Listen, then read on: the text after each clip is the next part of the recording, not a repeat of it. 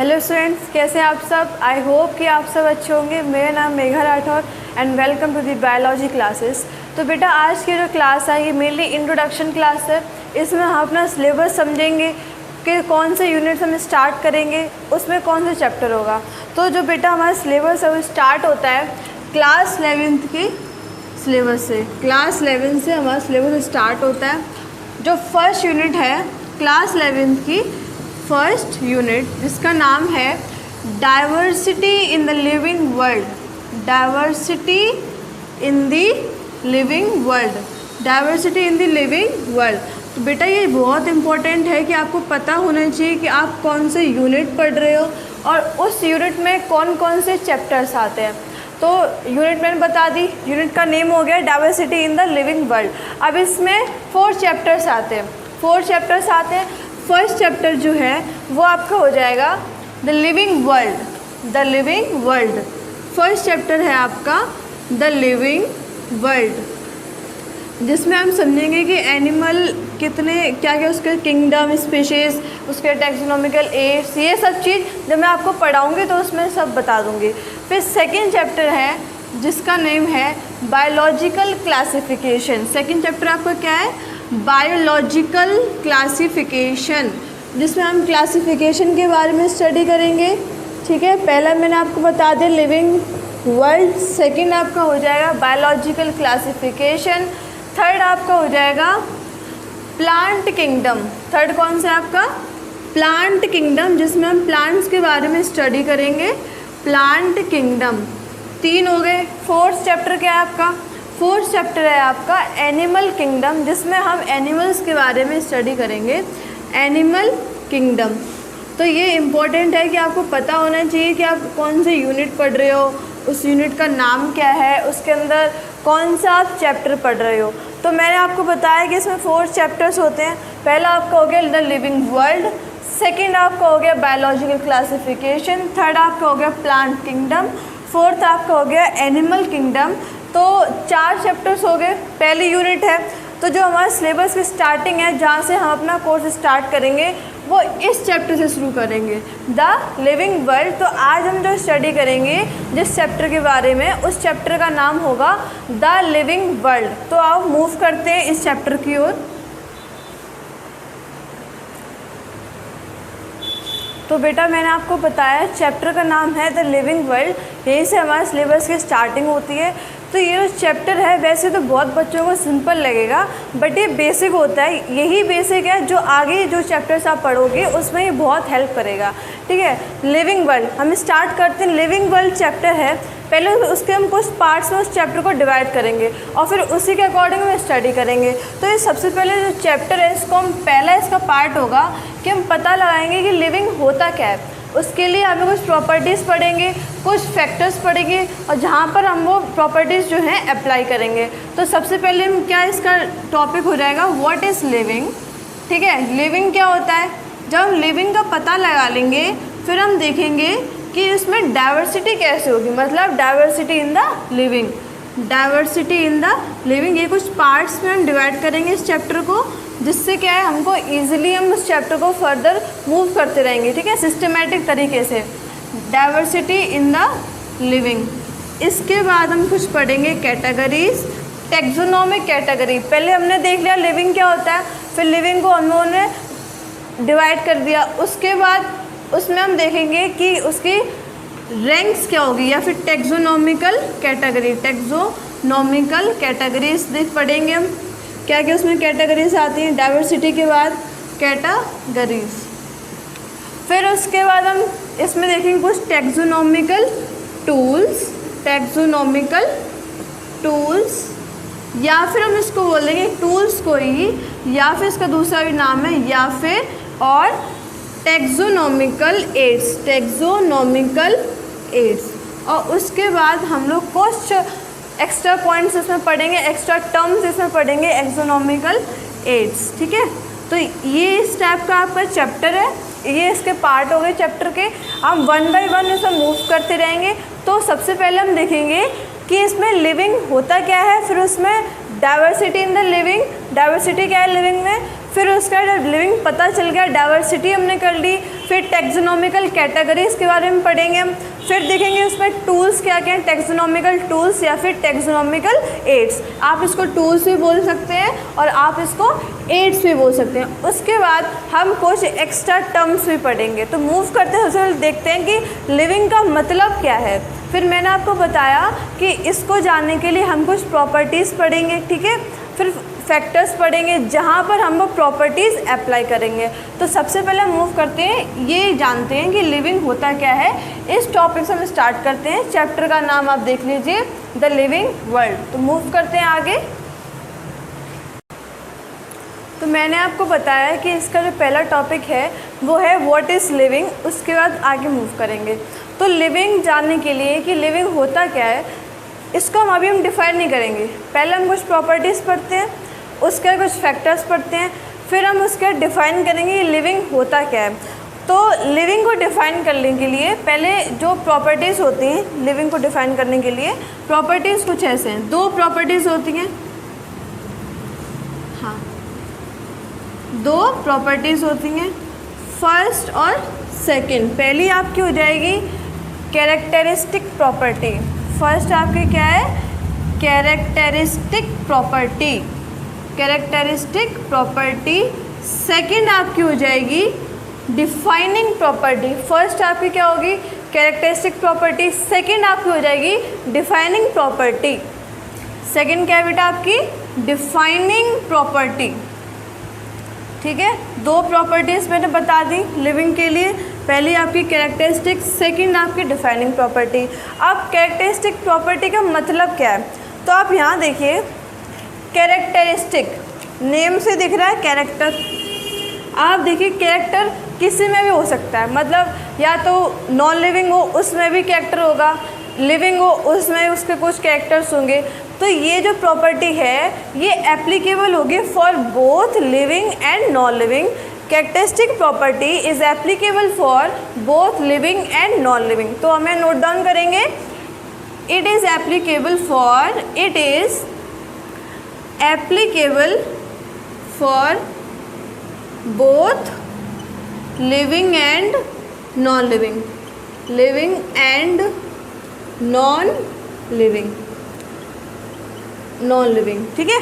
तो मैंने आपको कैरेक्टरिस्टिक प्रॉपर्टी बता दी, मतलब यहाँ आप नेम देखिए, नेम में क्या है, कैरेक्टर। इतना देखिए आप, कैरेक्टर किसी में भी हो सकते हैं, लिविंग हो नॉन लिविंग हो, बोतल के अंदर भी कुछ से कुछ कैरेक्टर होंगे, हमारे अंदर भी होते हैं। तो ये होगी आपकी कैरेक्टरिस्टिक प्रॉपर्टी। उसके बाद है डिफाइनिंग प्रॉपर्टी। पहली आपकी हो रही कैरेक्टरिस्टिक प्रॉपर्टी जो मैंने आपको बता दी, it is applicable for living and non living. Second आपकी हो जाएगी डिफाइनिंग। बेटा आप जो नेम से देखिए, डिफाइनिंग, डिफाइनिंग का मतलब एक ऐसी स्पेसिफिक क्वालिटी या एक ऐसी स्पेसिफिक प्रॉपर्टी जो सिर्फ लिविंग में प्रेजेंट हो या फिर जो सिर्फ लिविंग को डिफाइन करती हो, उसको बोलेंगे डिफाइनिंग प्रॉपर्टी। तो डिफाइनिंग प्रॉपर्टी के लिए हम नोट डाउन करेंगे, it is only applicable, it is only applicable for living, ठीक है, it is only applicable for living. तो मैंने आपको दो प्रॉपर्टीज़ बता दी। पहली प्रॉपर्टी क्या है, कैरेक्टरिस्टिक प्रॉपर्टी। सेकंड मैंने आपको बताई defining property. Characteristic property living non living दोनों में होगी, डिफाइनिंग प्रॉपर्टी सिर्फ और सिर्फ लिविंग में होगी। अब प्रॉपर्टीज़ पढ़ ली, अब इनको अप्लाई कहाँ करेंगे, इनको अप्लाई करने के लिए हम कुछ फैक्टर्स पढ़ेंगे जिनसे हम पता चलेगा कि वो लिविंग में प्रेजेंट है या फिर नॉन लिविंग में। ओके, तो हम फर्दर मूव करते हैं फैक्टर्स की तरफ। तब तक आप ये नोट डाउन कर लीजिए, नोट डाउन।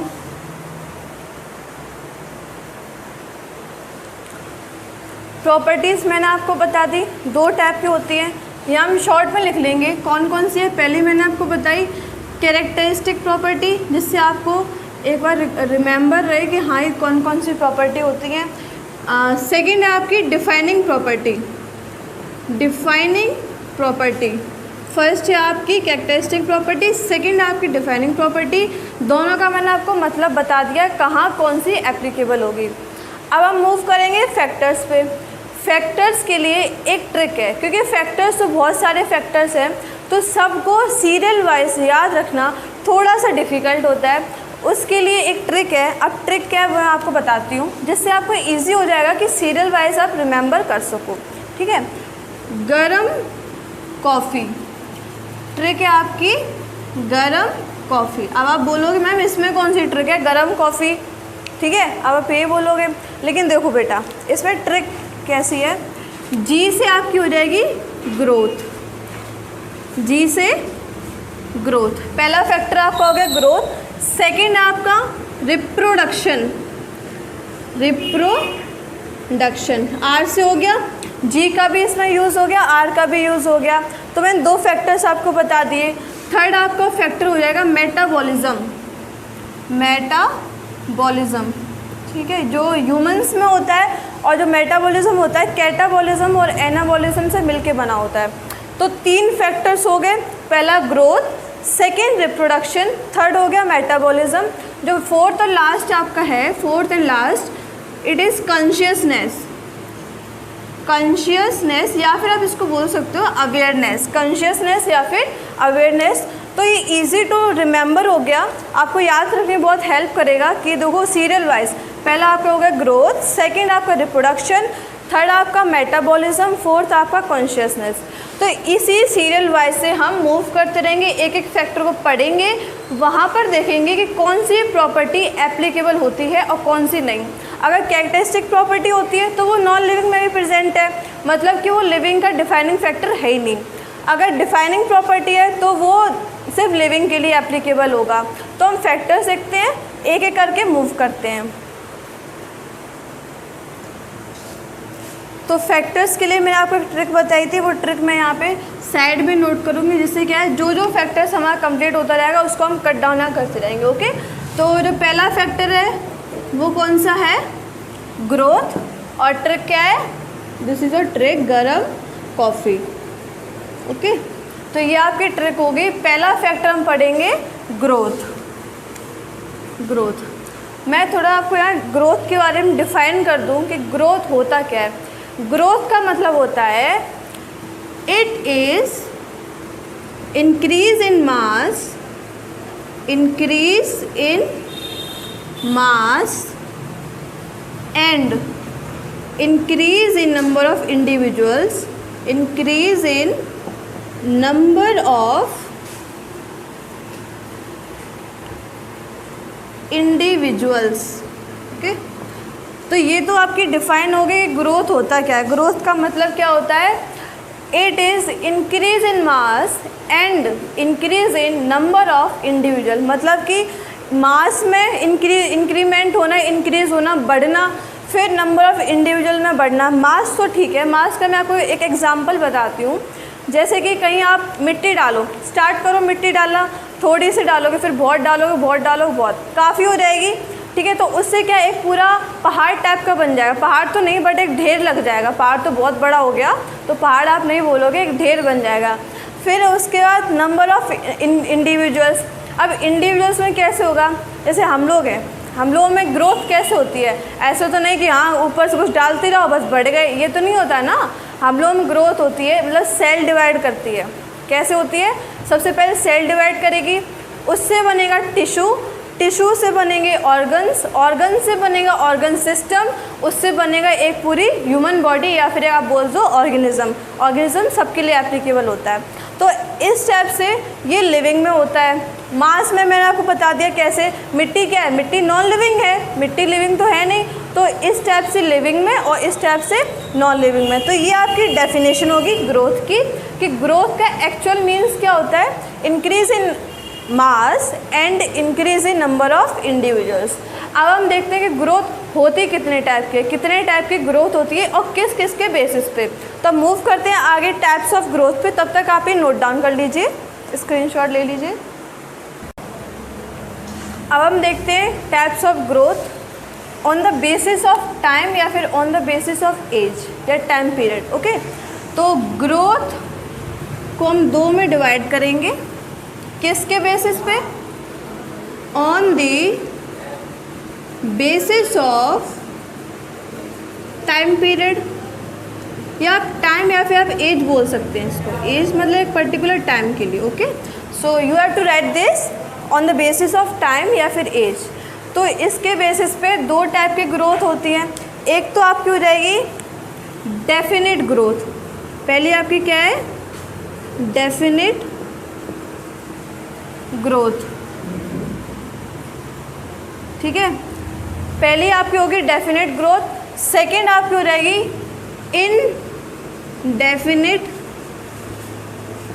Indefinite growth. ये दो टाइप की ग्रोथ होती है on the basis of time या फिर एज, मतलब एक पर्टिकुलर टाइम के लिए कि कितने टाइम तक होती है, थ्रू आउट द लाइफ होती है या फिर एक लिमिटेड टाइम पीरियड तक होती है।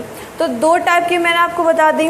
डेफिनेट ग्रोथ, डेफिनेट से आप काफ़ी बच्चे अंदाज़ा लगा लेंगे कि डेफिनेट का मतलब होता है एक लिमिटेड टाइम पीरियड, एक लिमिटेड टाइम में, मतलब सिर्फ एक पर्टिकुलर एज तक ही, एक पर्टिकुलर टाइम तक ही ग्रोथ हो, उसके बाद ग्रोथ रुक जाए। तो ये किस में होता है?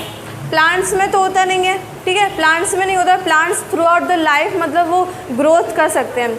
ऑर्गेनिज्म हम लोग ही हैं, तो हम लोगों में एक पर्टिकुलर टाइम तक ही ग्रोथ होती है। तो इसका एग्जाम्पल या फिर पहले इसकी डेफिनेशन लिख लीजिए आप। फॉर ए डेफिनेट ग्रोथ की डेफिनेशन है for a particular time period, for a particular time या फिर एज। ठीक है, मतलब एक पर्टिकुलर टाइम या फिर पर्टिकुलर एज के लिए होता है। एग्जाम्पल मैंने आपको क्या बताया? मैंने आपको एग्जाम्पल बताया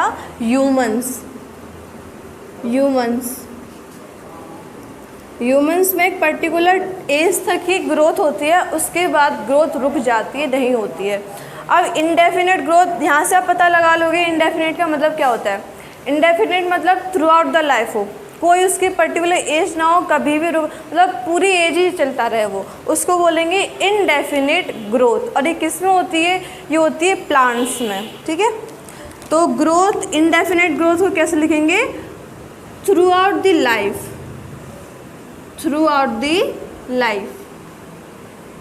एग्जाम्पल क्या है? मैंने आपको बताया एग्जाम्पल है बेटा इसका प्लांट्स। इसका एग्जाम्पल हो जाएगा प्लांट्स। तो मैंने अभी आपको दो टाइप के ग्रोथ बता दी। ठीक है, कौन कौन सी ग्रोथ है? पहले आपकी डेफिनेट ग्रोथ है, सेकंड आपकी इनडेफिनेट ग्रोथ है।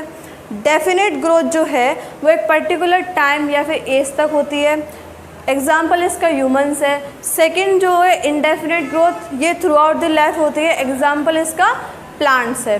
तो ये आप दो टाइप की ग्रोथ पढ़ोगे। अभी आप एक बात बताइए, ह्यूमंस और प्लांट्स दोनों क्या है? लिविंग है या फिर नॉन लिविंग है? तो आप यहाँ पर देखिए, प्लांट्स में भी मूवमेंट होती हैं, प्लांट में भी रिएक्शंस होती हैं, प्रोसेस होती हैं, तो वो लिविंग है। उसके बाद ह्यूमन, हम लोगों में तो होती ही होती हैं। ठीक है, तो मतलब दोनों यहाँ पर क्या है? लिविंग। बट अभी आप नहीं बता सकते हो कि लिविंग के लिए डिफाइनिंग फैक्टर है या फिर नहीं है, क्योंकि हम और भी टाइप की ग्रोथ पढ़ेंगे, उसके बाद आप बताइएगा कि क्या है। ओके, तो हम मूव करते हैं और जो टाइप की ग्रोथ है उनकी साइड। तो जो सेकेंड टाइप की ग्रोथ होती है, जिसमें हम डिफरेंस पढ़ेंगे, जो सेकेंड टाइप की ग्रोथ है वो आपकी हो रही है on the basis of structure. On the basis of structure मतलब बॉडी के बाहर स्ट्रक्चर, मतलब बाहर होगी या फिर अंदर होगी। तो उसमें दो टाइप के कौन कौन सी आपकी आ जाएंगी? फर्स्ट आपकी आ जाएगी एक्सटर्नल ग्रोथ। फर्स्ट आपकी क्या है? External growth. सेकेंड आपकी हो जाएगी इंटरनल ग्रोथ, मतलब अंदर से ग्रोथ होना, इंटरनल ग्रोथ। ठीक है, फर्स्ट मैंने आपको बता दी एक्सटर्नल, सेकेंड मैंने आपको बताई इंटरनल। तो जो एक्सटर्नल ग्रोथ है मतलब बाहर से ग्रोथ होना। बाहर से जैसे मैंने आपको पहले एग्जांपल बता दिया था कि अगर जैसे मिट्टी है उसको हम डाल लें और फिर और डालते रहें तो एक ढेर लग जाएगा। तो ये क्या है? ये बाहर से इंक्रीजमेंट हुआ और ग्रोथ हुई, छोटा सा था उसके बाद बड़ा ढेर बनता गया। ठीक है, तो इसी को हम बोलेंगे एक्सटर्नल ग्रोथ। और ये होती किस में है? ये होती है नॉन लिविंग्स में, क्योंकि लिविंग में बाहर से हमारे कोई ग्रोथ होगी नहीं। बाहर से क्या मतलब एक ऐसा ना कि फिंगर कटी तो उसके बाद अलग से निकल आई, ऐसा तो नहीं होता ना। तो इसीलिए जो एक्सटर्नल ग्रोथ है वो आपकी नॉन लिविंग में प्रेजेंट होगी। सिर्फ किसके लिए एप्लीकेबल है? नॉन लिविंग के लिए, ठीक है। ये बाहर से होती है। सेकेंड मैंने आपको बताया इंटरनल ग्रोथ। इंटरनल का मतलब क्या होता है? अंदर से, जो अंदर से ग्रोथ हो। तो मैंने आपको बताया ह्यूमंस में या फिर ऑर्गेनिजम्स में कैसे होता है। पहले क्या बनता है? सबसे पहले मैंने आपको बताया कि सबसे पहले बनती है सेल, ठीक है। सबसे पहले क्या बना? सेल। सेल डिवाइड होकर क्या बनाएगा? टिश्यू, और फिर टिश्यू से क्या बनते हैं? ऑर्गन्स। ऑर्गन्स से क्या बनते हैं? ऑर्गन से आपके बन जाएंगे ऑर्गन सिस्टम। ऑर्गन सिस्टम से क्या बनेगा? Organism. Group of cells, group of cells divide हो गए, क्या मतलब बहुत सारे ग्रुप ऑफ सेल्स मिलके क्या बना लेंगे? टिश्यू। अब ग्रुप ऑफ टिश्यू क्या बनाएंगे? ऑर्गन्स। ऑर्गन्स बहुत सारे मिलके क्या बनाएंगे? Organ system. ऑर्गन सिस्टम मिलके क्या बनाएगा? एक पूरा ह्यूमन बॉडी या फिर ऑर्गेनिज्म, ठीक है, ऑर्गेनिज्म। तो ये आप देखो, ये जो ग्रोथ होती है ऐसे करके 1 बाय 1 कि क्या बाहर से होती है या फिर अंदर से, ये इंटरनल स्ट्रक्चर, इंटरनल ग्रोथ है। तो ये सिर्फ किस में प्रेजेंट होती है? लिविंग्स में। तो इसका एग्जांपल आप लिखिए, present only in living, in living. तो मैंने आपको 2 टाइप की ग्रोथ बता दी on the basis of structure. इससे पहले हमने पढ़ा था on the basis of time या फिर एज, उस पर डेफिनेट और इनडेफिनेट। अभी मैंने स्ट्रक्चर के बेस पे बता दिया। अब देखिए यहाँ पर डिफरेंस मैं आपको बताती हूँ। पहले दोनों लिविंग में हो रही थी ग्रोथ। अब देखिए एक्सटर्नल और इंटरनल ग्रोथ जो है, ये एक्सटर्नल ग्रोथ नॉन लिविंग में हो रही है और इंटरनल ग्रोथ लिविंग में हो रही है। तो आप देखो कि ये यहाँ पर कौन सी प्रॉपर्टी एप्लीकेबल है? यहाँ पर कैरेक्टरिस्टिक प्रॉपर्टी एप्लीकेबल हो रही है या फिर डिफाइनिंग प्रॉपर्टी? तो यहाँ पर कैरेक्टरिस्टिक प्रॉपर्टी डिफाइन होती है, मतलब कि ग्रोथ जो है वो लिविंग के लिए एक डिफाइनिंग फैक्टर नहीं है। इसको हम समझेंगे। और भी टाइप की ग्रोथ होती हैं, बट मेनली हम 2 टाइप के यहाँ ग्रोथ पढ़ेंगे, ठीक है। तो इसके हमने बेसिस पे क्या निकाला, यहाँ पर मैं आपको बताती हूँ कि ग्रोथ इज़ नॉट